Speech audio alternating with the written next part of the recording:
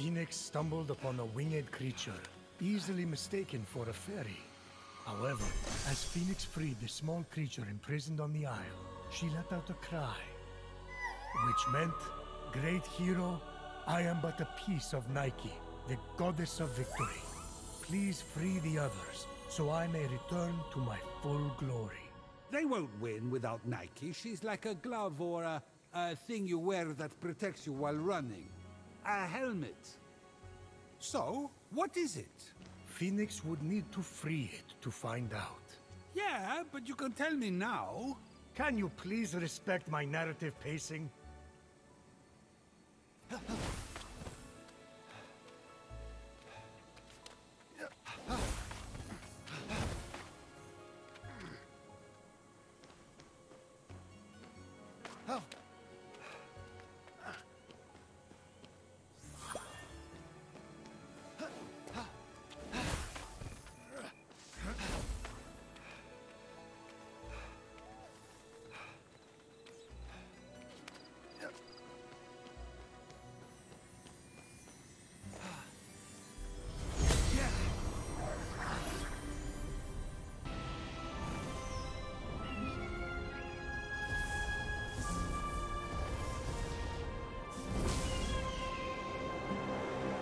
What was that?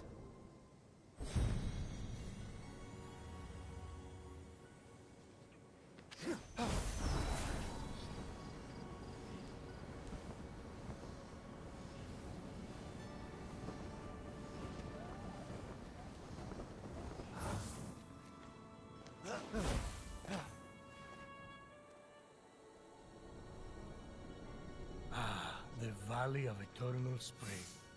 Its highlights include a massive tree that reaches up to the heavens.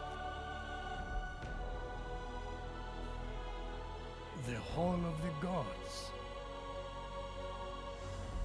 Eros' palace. Oh, I'm glad he finally got his happy ending.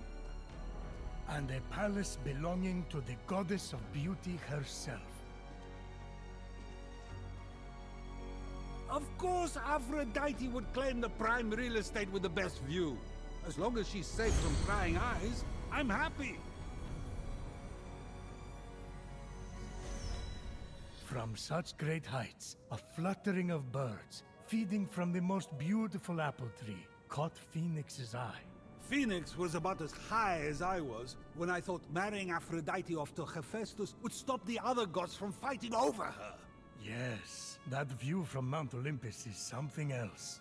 I haven't seen it in years. You're not getting that high again, so stop asking!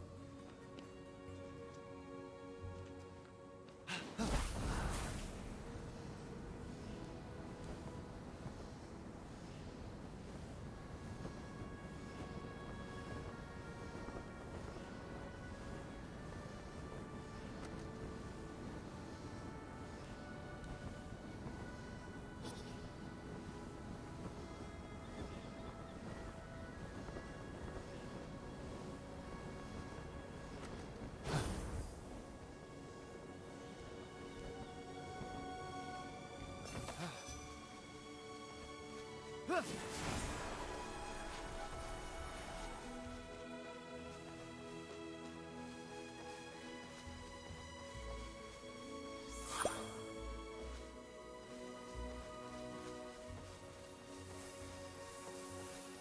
back whenever you're hungry now, you hear? And be sure to tell all your fellow creatures that I am here to serve them. Fresh apples available now. And if I could move, I'd deliver. Same day guarantee.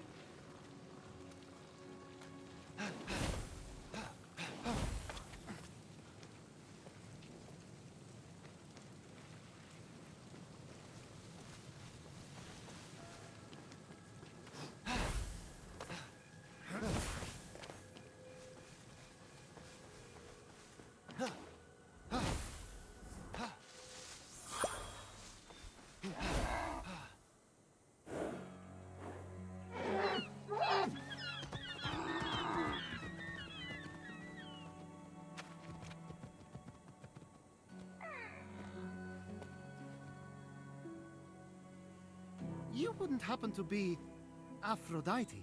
Why, yes, I am. Pleasure to humbly make your acquaintance. Fenyx, sorry, I'm just such a fan. You're responsible for some of the most epic love stories of all time. I have to admit, I wasn't expecting a tree, but even in your, arboreal state, you're beautiful.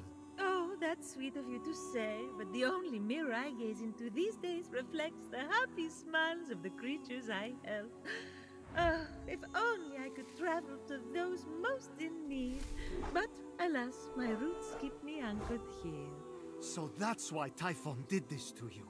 So you can't use your beauty to move ships or inspire bravery in battle against him. Me? Start a war? I don't know where you get such outlandish ideas. True beauty is found in acts of service. True love is the giving of yourself to others. The name Aphrodite should have stood for those things all along. She did not just say that. I am reformed now. My old essence locked away in a vault, wedged under my largest root, which is for the best. Maybe I could get that essence back for you. I'm going to need allies to go up against Typhon. We have the hungry to think about. You said you need to free yourself from your roots. To feed the hungry, of course. Well, my roots were as a pretty bad farmer, so I know how to hurt plants. Salt, it shrivels them up. Oh, would that work? But of course my roots are not ordinary. They're primal, powerful. So we'll need, mythical salt water? Oh! This is in the prophecy! A pearl in rough seas! You are a pearl born from rough seas! The salty sea foam from your birth! Yes, what an inspired proposal! But I couldn't possibly trouble a stranger to recreate the conditions of my birth. What if a stranger asked to be troubled? If a stranger asked to be troubled, then I suppose I wouldn't really be troubling them at all. Here's how to conjure sea foam from my birthplace. I already know all about this. Mom loved this story. Grandpappy Uranus threw a pearl into the sea. The sea churned into foam, and Aphrodite rose up out of it. A pearl? Grandpappy? I'm not sure that's how it... That's definitely the story. Okay. I'm sure that's how it went, down. Got it. Knock a pearl into the ocean really hard. That sounds simple enough. Oh, thank you, Fenyx. I'll be serving fresh apples to the less fortunate across the Golden Isle in no time. Well, this is weirder than the time Demeter turned that kid into a lizard. Aphrodite? Sweet and charitable? No more mischief? Isn't that what you were aiming for when you married her off to Hephaestus against her will? Hey now, it wasn't. I mean, she knew I was doing it for her own good.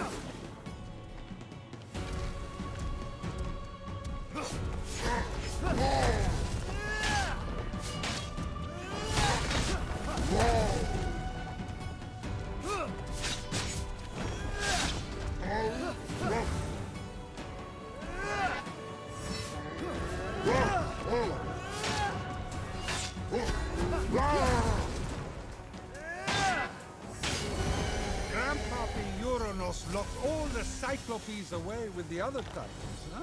Yes, he was afraid they'd overthrow him. There was a prophecy. Ford, Grandpappy made the right call. Those things are an eyesore. Get it? The birth of Aphrodite is a gruesome tale. Nothing gruesome about it. Grandpappy Uranus and my deadbeat dad Kronos had a battle so great it severed heaven from earth. That's not all that was severed. During his surprise attack, Kronos descended on Uranus. When Earth was severed from heaven, there was a great earthquake that knocked a pearl loose from its oyster. Hang on, there was no... The pearl flew from its oyster on land, and Uranus caught it and flung it out to sea with such a force that it caused the frothy foam to bubble.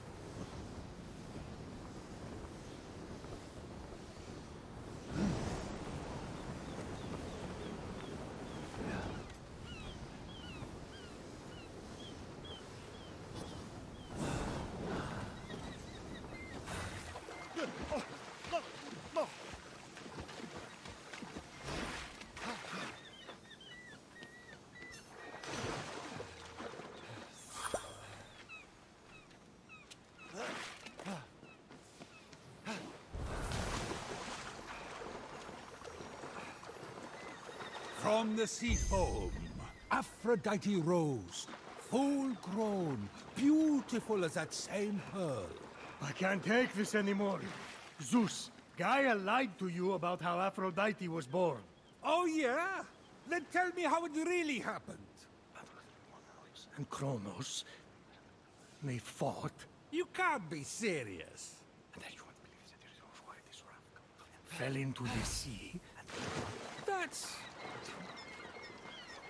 Because Kronos cut off his... You're sick, Prometheus! Do not talk to me! With the sea foam secure, Ah, Fenyx resolved to return to Aphrodite with the key to her freedom and the vault.